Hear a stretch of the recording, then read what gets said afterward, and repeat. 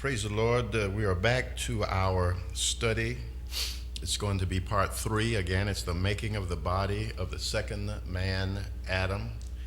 Our key verse is the first man is of the earthy, and of course we're interested in the second man. And the second man is the Lord from heaven. But to be the second man, the coming Messiah would need a body. And the body that he need would be a sinless body as the first Adam had. And this part 3 study concerns itself with how that body was made in the womb of a woman and why only a virgin could produce such a body. Or the question that was posed, as we mentioned in our previous session, since Adam sinned and sin passed on from one generation to another, the question has to be asked, how can he be clean that is born of a woman?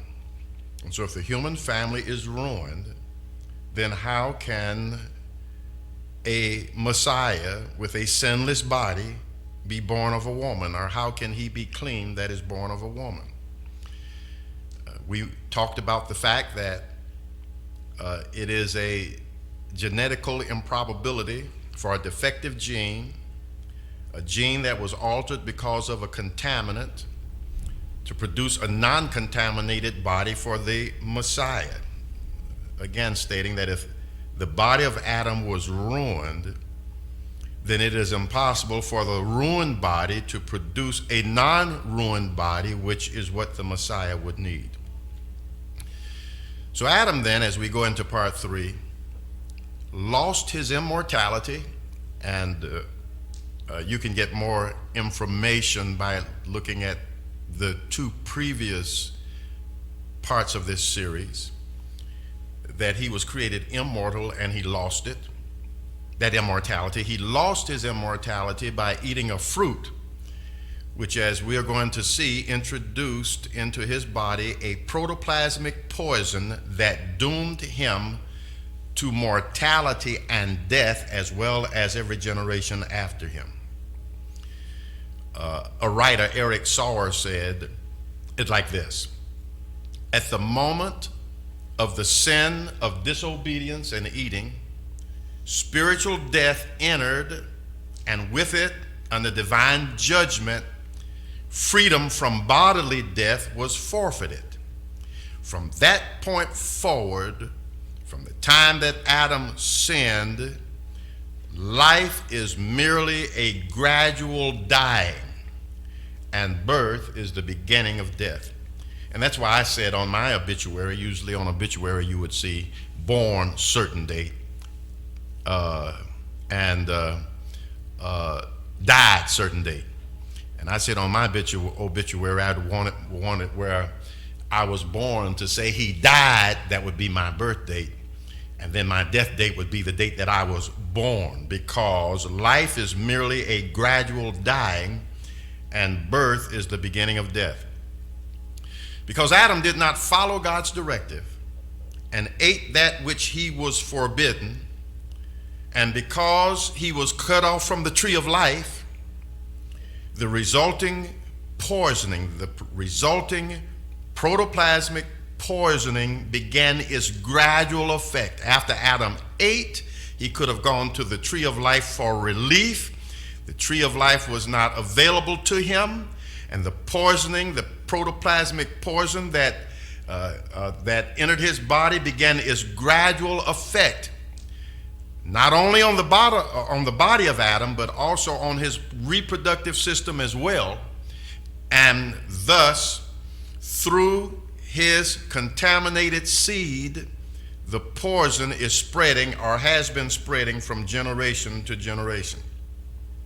And that's exactly what Paul said in Romans chapter 5, verse 12. He said, wherefore, as by one man, Adam, sin entered into the world, resulting in death because of sin, and now death passes upon all men, for all have sinned, in that one man sinned, and we are the product of that, from that one man who sinned. And because of Adam, one man, all have sinned and all are under the penalty of death by sin. This was confirmed by David, that the contamination is passing from generation to generation, beginning there, even in the womb of the woman. David writes in Psalms 51:5, "Behold, I was shapen in iniquity, and in sin did my mother conceive me." When I was conceived, the body that was developing in the womb was already ruined. And it was ruined because of what occurred in Eden, of which we're going to be going into more detail. And as we shall now observe, the spermatozoa of the man was affected when Adam ate, whereas the ovum of the woman was not. And that's what we're going to observe, that the spermatozoa, the Bible said the seed of the man, was affected, poisoned when Adam ate, whereas the ovum or the egg of the woman was not poisoned. The ovum or the egg of the woman not being affected was key if there was to be a second man, Adam. So it was necessary that the ovum or the egg of the woman not be affected or affected, and that would be key if there was to be a second man, Adam, because if the spermatozoa of the man was affected by the poisoning and the egg of the woman was infected, then there could have never been a second man, Adam. And is it evident that there was an effect down to the cellular level? Well, let's take a look at the X and Y chromosome. Of course, the X chromosome determines that where there's going to be the male, and the Y chromosome is of the female. And as you can see, the X chromosome is more vibrant, whereas the shriveled Y chromosome is evidence that there is something that has occurred that has caused an impact on the Y chromosome that has not produced any harm on the X chromosome. It was a gene then located on the Y chromosome, the chromosome from the man that passes hereditary information to the next generation, which then was protoplasmically ruined. And as anyone in biology knows, only the male carries the affected Y chromosome. Again, we take a look at it again. There is the X chromosome, there is the Y chromosome.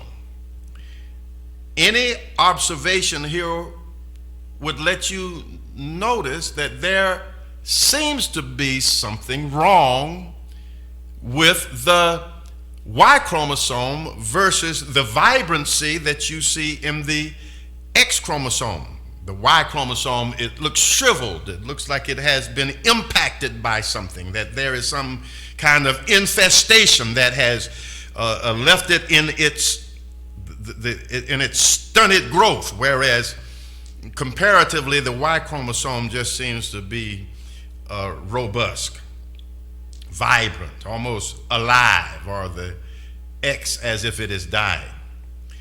And we've got to thank God for that in the wisdom of God, as you examine the creation story, God took the woman from the man before the contamination, which, as we shall see, that spared the X chromosome, which the woman carries, from being contaminated, and that would make it possible at some future date to produce a second man, Adam. I think I need to say that again. And so we have to thank God that in his wisdom, he took the woman from Adam before he ate, before the poisoning, before the contamination, thus sparing the X chromosome carried by the woman from being contaminated, which would have been the case if he had taken her out of Adam after he sinned, but taken her out of Adam before he sinned, which spared the X chromosome from contamination, is what will make it possible for, at some future date, a second Adam to enter the world. Again, for the third time, and I think I'm saying that to show there is something wrong, not in the X chromosome. There is something wrong in the Y chromosome, and maybe scientists, medical professionals should investigate the comparison of the sizes to say, yes, there is something that has affected that Y chromosome that has it in its present visual shape.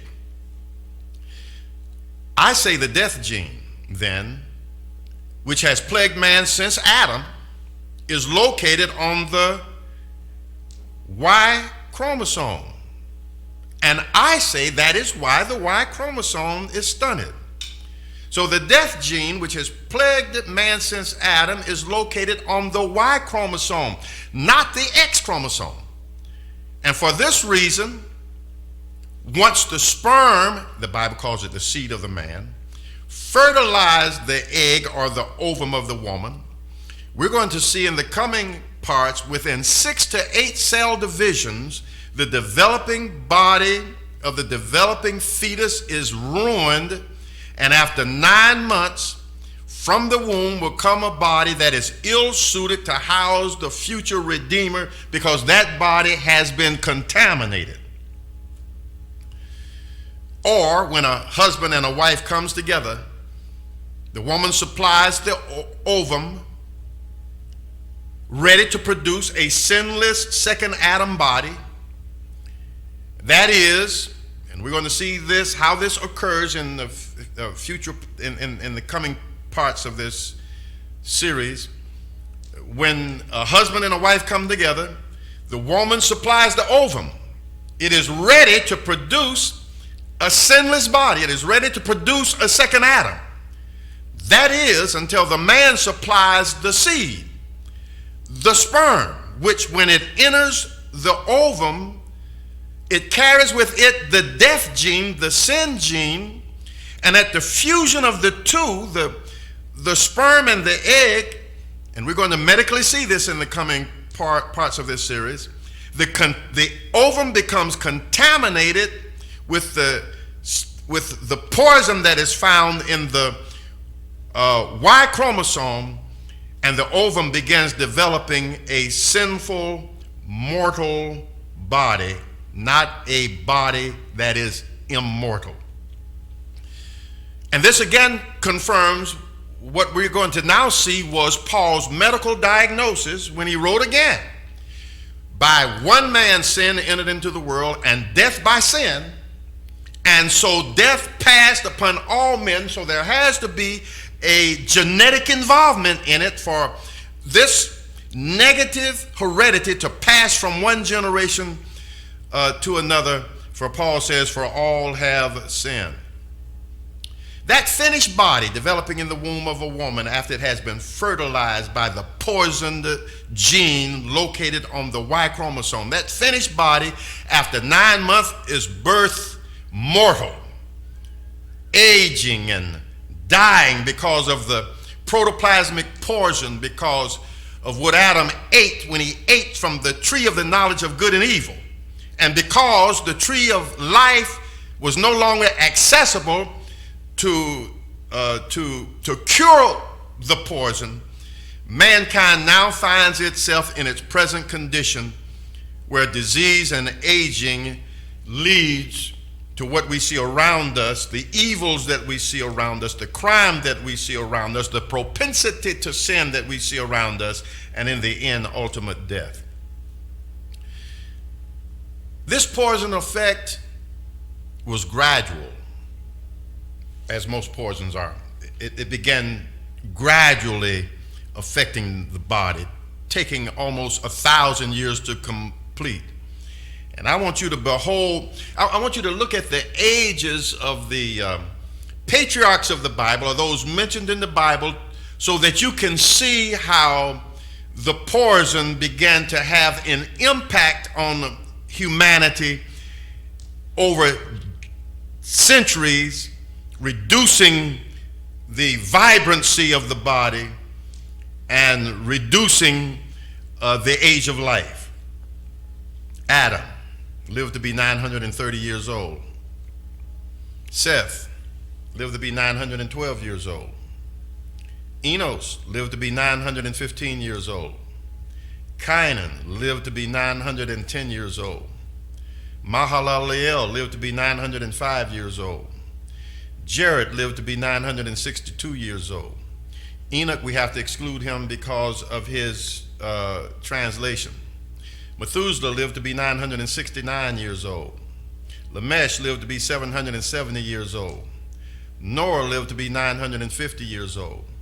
Shem, now age is being reduced by 300 years, lived to be 600 years old. Arphaxad, age has been reduced by an additional 200 years, lived to be 438 years old. Selah, 433 years old. Eber, 464 years old. Now the effect of the lessening of life because of the poisoning and sin and eating from the tree has been reduced by 200 years more. Peleg is now reduced to 230 years old.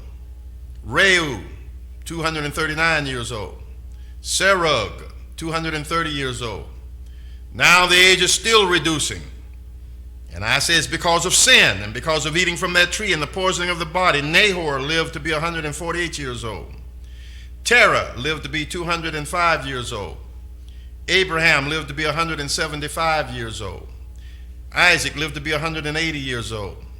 Jacob, now life is from 900 down to 120 years old.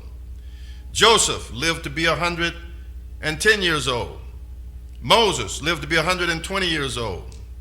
By the time we get to David, we've gone from 900 years as this poisoning begins to affect the body over time. Life potential has now been reduced to 1/10 of what it used to be. David is now living to be 70 years old. And today, on average, when you take all of the mortality across the entire planet, in America, 76 years old. In other places, when you take a look at those that are dying at birth due to disease, it is believed that if you average out all the life spans across the entire world, life has now been reduced to an average of 34 years. Again, that shows that there has been a deleterious effect on humanity that has caused this negative to take place, as well as what we see all around us through increasing violence and increasing sin and the propensity to do evil. Therefore, that is one example that it is evident that there is something wrong. There is a medical malady at work in the body that is slowly killing it from birth until God had to make the medical statement showing that there's something in the body that is affecting the body. When he didn't say that Adam died, he said Adam was stricken in age. It wasn't that Adam was old and died, but there's something working inside us that strikes a blow to us that results in our death. And we're going to talk more about that in a later part. But Adam was stricken with something that caused that is in the body, causing the aging process to take place, which was not God's original intent. And I like that phraseology, and I like the way God phrases things in the Bible. It says Adam was stricken in age. And the abnormality is located, Paul said, by man. It is located on the Y chromosome, which only the male carries. It makes it then impossible for a second man, so long as man is involved in the act which produces the zygote, that is the ovum after being fertilized by the seed of the man or his sperm. Again, the abnormality is located, Paul says, in the Y chromosome, which the male carries. And as long as a man is involved, it is impossible that a second man, Adam, can be produced, because once the sperm fuses with the ovum then has been contaminated as well, and all that can resultantly be produced is a sinful body. And this is to show the first division. The sperm makes contact with the egg or the ovum, and then cell division takes place. And once that first division takes place, is the zygote. We're going to show later that it's going to be at the 6th to 8th division of the zygote that the poison begins to take effect on the body in the womb of a woman, which in the 9 months later produces a sinful body. For then, if the woman is producing an egg that has a potential to produce the second man, Adam, until a man gets involved in the fertilization of it, it's logical to understand that if it were possible to get a woman to supply her egg, and that egg began to develop without the, forget seed, but without the seed of a man, then a body can be produced like the body that God supplied to the first man, Adam, before Adam ate. And I want to say that again. If there is a way possible that a woman can supply an egg that is not fertilized by the contaminated seed of the man, and that egg begins its division without input from a man, it will grow a body as Adam had before he ate, and that body would be a sinless body. But only if a woman can supply an egg that begins to divide without input from a man. And such an eventuality had never then to date occurred. Medically impossible. And that's why, as you look at one of the previous parts of the series, that's why God told Isaiah to go to tell Ahaz to do such a thing is a hard thing. And I'm just going to say perhaps God can do it. That's why he told Ahaz, ask me something hard. Ahaz said, I'm not going to ask you to do anything hard. God said, well, I'm going to do something hard. A virgin. I will finish that in the coming parts of this series. Because if a woman can supply her egg and the egg not be contaminated with the sperm of a man, it will produce a sinless body. And the reason that there are no sinless bodies to date at that time is that an egg can't divide without the input of a male, which contaminates the egg, and then that does not produce the body. And that is why the two questions of the ages, which makes it impossible for there to ever be a Messiah, had to be recorded in the scriptures, because the question had to be asked, how can there be a Messiah if he's going to come through contaminated man? Who can bring a clean thing out of an unclean? And the answer rightly is not one. It can't happen. Or Job said it in another instance, how then can man be justified with God? Or how can a man be clean that's born of a woman? Logical questions, logical conclusions, it can't happen. Hence, unless something is done, there can never be a Messiah, because the precondition is he must have the body that Adam had before Adam sinned. Now we want you to remember that death was, as we said in the previous parts 1 and 2, was a natural occurrence. Death didn't come because Adam ate. Death came to man because of Adam ate, and I'm not going to go back into that. Go back to the previous 2 parts. Death was a natural occurrence. It was designed by God to be a good part of his creation, because God said everything that he created was both good and very good. So it was meant to be a good part of his creation. It was not meant for man, and you'll see it why by referring back to part 1 and 2. Death would surround man, was a part of the creation, but was not meant for man, but was meant for the maintenance of the earth for man. For in the surrounding natural death, in surrounding nature, the nature that surrounded man, death was necessary. Death was a natural part. Decay fertilizes the soil. We talked about that in part 2, I think it was. For in surrounding nature, death was a necessity for the maintenance of man's environment. However, it was not to have an impact on man, that is, unless man did something that harmed himself. And the only thing that could harm him, God warned him against doing it. So God, knowing that, warns man against the one thing that could harm man. And he warns man against doing it by saying, but of the tree of the knowledge of good and evil thou shalt not eat of it, for in the day that thou eatest thereof thou shalt surely die. God warned him of it. What occurred to and in Adam anatomically, once we get into that detail, is going to give us some insight into this tree of the knowledge of good and evil, and why eating from it resulted in a protoplasmic poisoning of Adam. If everything that God made was good and very good, then how did the tree of life get to be evil?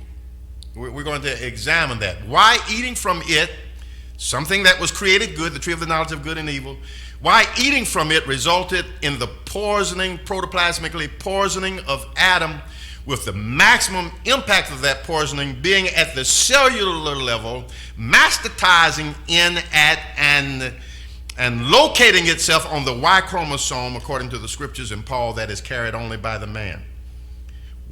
If the tree was good, why did it poison Adam? How did his system get poisoned from eating from the tree? That's what we're going to need to examine. And so there is a question which must be addressed first, and I repeat, if as the tree of life and everything that God created was good and very good, if as the tree of life, the tree of the knowledge of good and evil was good and destined to be a latter part of man's diet, because man was ultimately going to be allowed to eat from it, why and how did it become a poison when Adam initially ate from the tree? Because we're going to show that ultimately Adam was to eat from the tree, but here God forbids him to eat from the tree. And if the tree is good, why would it be bad in that it poisoned Adam? So I need to say this again. If as the tree of life, the tree of the knowledge of good and evil was good and destined to be a later part of the diet of man, whereas the tree of life was already a part of his diet, why and how did it become a poison when Adam initially ate from the tree?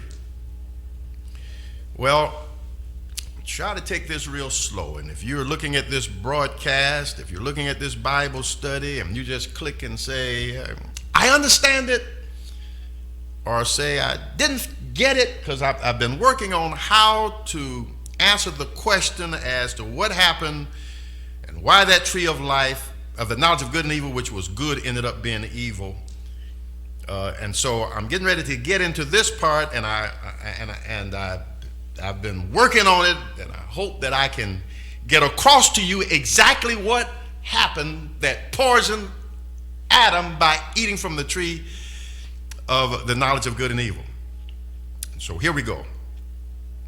And if you say, Bishop, I need for you to do it again and make it a little simpler, I'll come back again and do it. God has made the body, our bodies, so that there are internal chemical reactions which are necessary if the body is to operate in a healthy fashion. God has made the body so that there are internal chemical reactions always going on in the body which are necessary if the body is to operate in a healthy fashion. As a matter of fact, my IT guy, when I get through, I'm going to ask him, did you understand what I just said? And if he says, well, I didn't get it, then we're going to come back with it next week. We're going to come back with it next week. So let's try it again. God has made the body so that there are internal chemical reactions which are necessary if the body is to operate in a healthy fashion.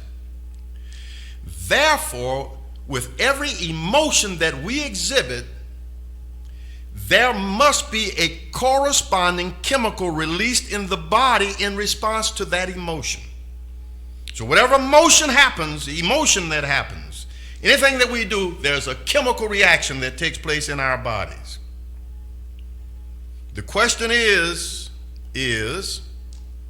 the chemical released and then we exhibit the emotion, and that's going to be for the scientists to determine.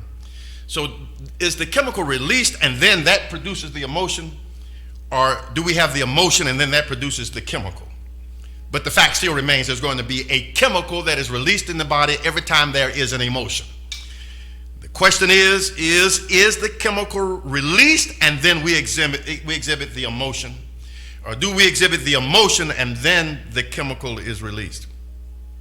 But the fact still is that with every emotion, there's a chemical reaction that occurs in the body because of that emotion, which is necessary to keep the body happy and to allow the emotion to manifest itself.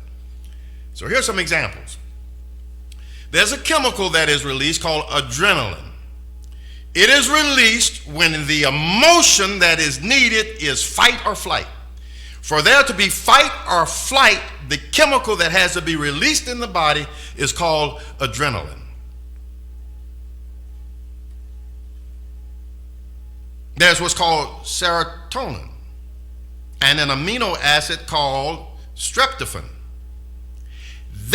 Those two chemicals are released in the body when we are happy and when we are excited. So when you're happy or when you're excited, a chemical is released in your body that either produces the happiness or the excitement, or the happiness or the excitement produces the chemicals, and the chemicals are serotonin and tryptophan. And if you are in a battle and you need to flee, to give you the strength to flee, adrenaline is released. Or is the adrenaline released and then we flee? But the fact remains, the chemical is released in the body. Then there is the catecholamines, such as epinephrine and norepinephrine and dopamine. These chemicals are released in the body when we lie or when we are stressful. Again, this is to show that there are chemical reactions, that there are emotions that are producing chemical reactions, or chemical reactions that are producing emotions in our bodies.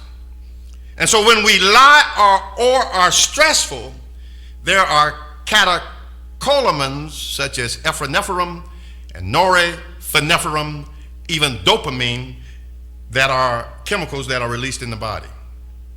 In fact, it is those catecholamines which can be detected when we lie, when we tell a lie, which is what causes polygraphs to work.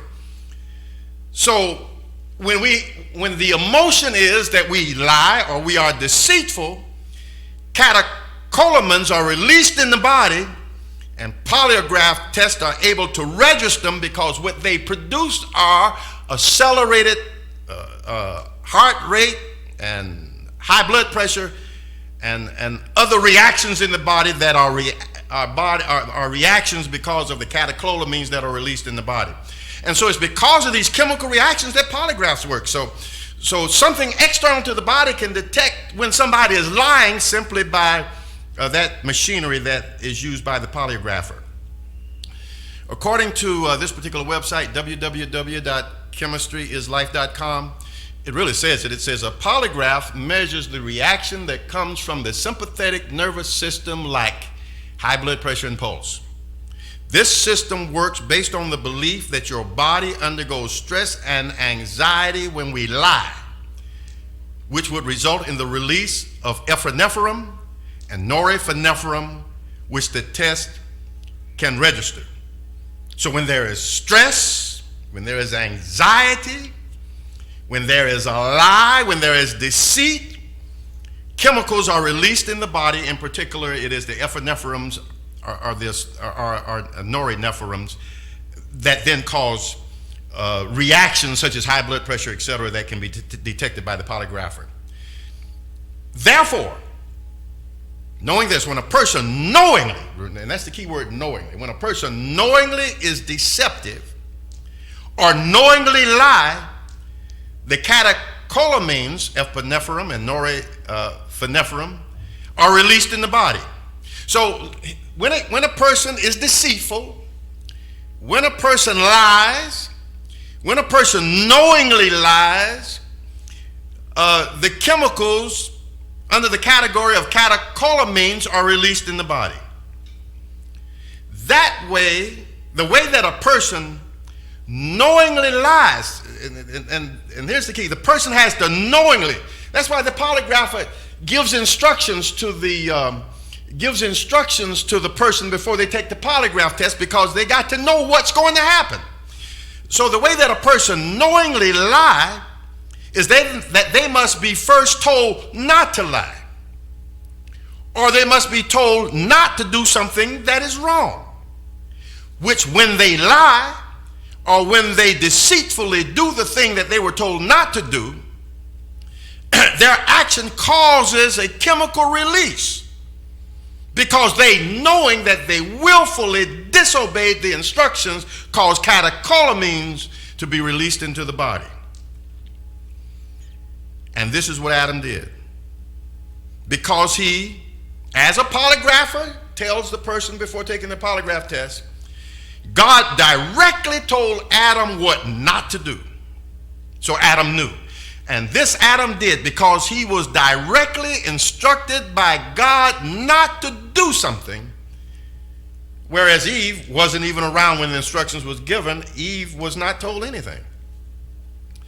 So when Eve ate from the fruit, the chemicals were not released, sparing her reproductive system, whereas when Adam ate, willfully disobeying God's instructions, the chemicals were released. So Eve didn't know, and hence when she ate, there was no chemicals released. Adam knew what he was doing and was wrong, and deceitfully did what he did, and by disobeying God, those chemicals were released in his body.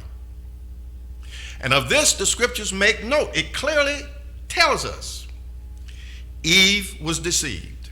Eve was beguiled through the subtlety of the serpent.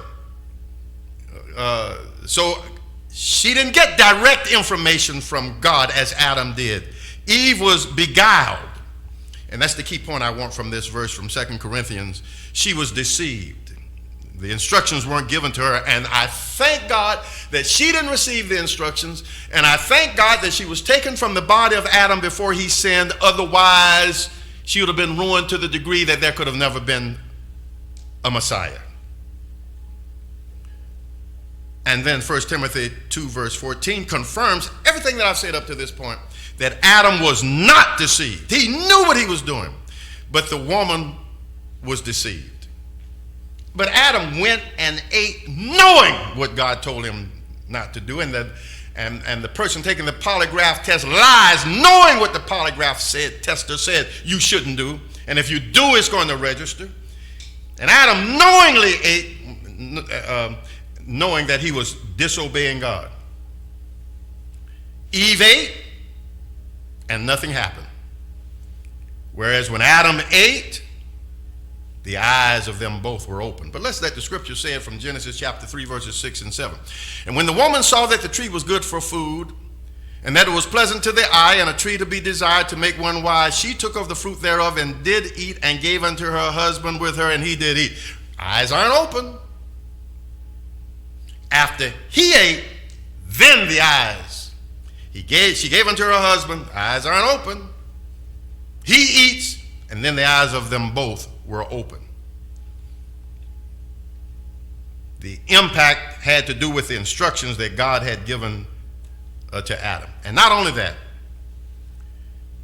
but the chemicals, go slow with this, the chemicals released into the body of Adam, if they were catecholamines or chemicals like that, those chemicals that were released because of deceit and lying reacted in a negative way with the juices from the tree of the knowledge of good and evil, and that combination of those catecholamines combined with the juices from the tree, that concoction produced a deadly concoction which compromised man and poisoned his system even to his reproductive potential.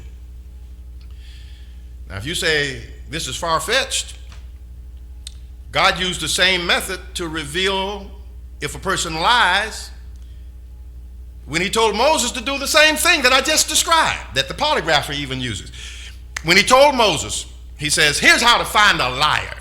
Blend together a mixture and have the person drink the mixture. Now, I'm not going to go through every one of those verses, but you just need to read the whole chapter for yourself. But I'm going to lay it out in its simplistic form, then you can read it for yourself. So God uses this same method when he told Moses, here's how you find out if a person lies. If you want to ask him a question and you want to know if he's telling the truth or not, and you don't know whether he's telling the truth or not, I want you to make this mixture. I wish today that we still knew what that mixture was, but we don't. Blend together a mixture and have the person drink the mixture. That's what God tells Moses to go tell the priest. If the individual lies, God tells Moses to tell the priest, the chemicals produced in the body will blend with the mixture that they just drank, and if they lied, the chemical that is produced when a person lies is going to produce a deadly poison, which is going to be harmful to the individual.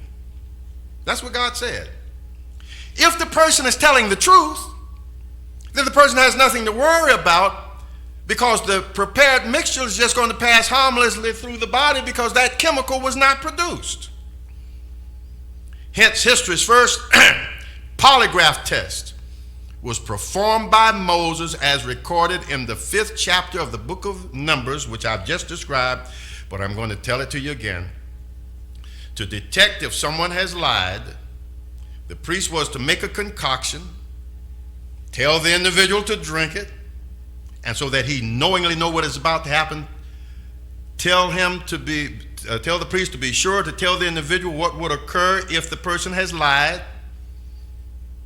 And if the person lied, to tell the individual, verse 22 of chapter 6, tell the individual if he lies, tell him, and of course this is referring to a woman, her belly will swell and her thigh will rot. So make this solution, have the individual to drink it. If they are not lying, it's going to pass harmlessly through the body. But if they have lied, and you're telling them that if you lie, this is going to happen, it's going to be in their mind, they're going to use deceit and lies and everything to get around what's going to happen. It's going to produce a chemical that's going to react with the mixture that was made, and it will be proven that they lied because their belly is going to swell and their thigh is going to rot. So if you didn't lie, you're going to drink it. You're going to drink it. Nothing is going to happen. If you lied, here's what's going to happen. And if she did not lie, nothing was going to happen. Hence, the concoction was good, like the tree of the knowledge of good and evil. The mixture that God told Moses to make, that's good. Like the tree of the knowledge of good and evil. But if a deceitful person, if the individual lied, the mixture enters the body, enters into combination with the chemical that's produced by the body because the person was deceitful, or would produce a deadly concoction which would cause, in this case, the belly of that liar to swell and the thigh to rot. First polygraph test. Today it would be the same as a patient dying, and I had to preach a funeral of someone that died from just the wrong mixture of prescription drugs. Today would be the same as a patient dying from taking good medicine in a non-prescribed way, which doctors and pharmacists go out of their way to try to avoid. And my brothers and sisters, that's what occurred in Eden. Adam, knowing what he was doing was disobeying God's instructions, did it anyway. God even said, who told you? Caused the release of a chemical or chemicals, perhaps the catecholamines, within his body, which, when entering into combination with what was ingested from the fruit of the tree, produced a deadly poison that did his body no good. But if there had been no guilt, that bodily chemical would not have been released, and he would have been able to eat the fruit, and it would have passed harmlessly through his body. So the tree of the knowledge of good and evil was, as God intended, good, but it was the deceitful, rebellious eating of it, the disobeying of God's command, which Adam, knowing that he was disobeying, caused guilt in Adam, which produced a chemical reaction, which chemical reactions are good for us in isolation, but when they entered into combination, evidently with the fruit from the tree, that combination produced a poison which would forever ruin man's body to the point that this body can never recuperate from the ruin that's in it. Now I want you to know that Adam in God's own time was destined to eat from the tree. He was going to eat from it, the same as he ate from the tree of the knowledge of good and evil. But there was a time going to come when he was going to eat from the tree, but he was supposed to do it when God commanded. And God was going to allow him to eat it when he was more able to handle such knowledge as good and evil. Or as Paul said, perhaps to get to the point where his senses has been exercised to be able to discern, to choose the good over the evil. Then Adam, with that maturation, that degree of maturity, was going to be at some time allowed to eat from that tree. So the tree was good. But he ate from it. He disobeyed God, but impatient Adam disobeyed, and instead what happened was God said he's become as one of us to know good and evil, and these are my words, before the time. And now we got to get him away from that tree of life. Unless he puts his hand and take the inoculant cure from the tree of life and eat and be a sinner living forever, I got to make sure that he does not get back to that tree. Adam now began physically undergoing a change with a ruined body whose impulses, and all around us the impulses is to choose evil over good. And God could not allow this. He therefore had to drive ruined man from the garden and cut him off from the tree of life. But still the poison, the fruit from the tree was injected into the body. It reacted with a chemical release that took place that was produced by his deception and his lying. It produced a deadly poison that began to genetically ruin his body. And we want to medically show that, and we must medically find out how we can get a clean thing to come out of an unclean. How can we get that second man, Adam, here? Because as we said in part one, there's only two men that's ever been here. The first man, Adam. The second man, Adam, is Jesus, and all the rest of us are genetic mutants.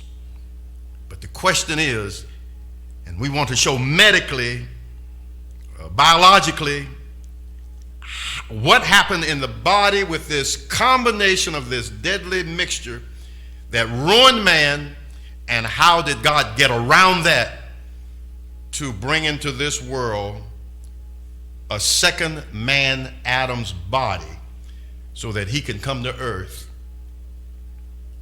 as our Messiah to redeem us. And so we want you to get back with us on, I think this is part 3, part 4. Again, as I said, if you make a notation and says, well, can you kind of go over that again? We'll try to do the best that we can, but try to get this latter part as simple as I could. And so we hope that you enjoyed this part 3. We're going to move forward to part 4, 5, and 6. In Jesus' name, amen.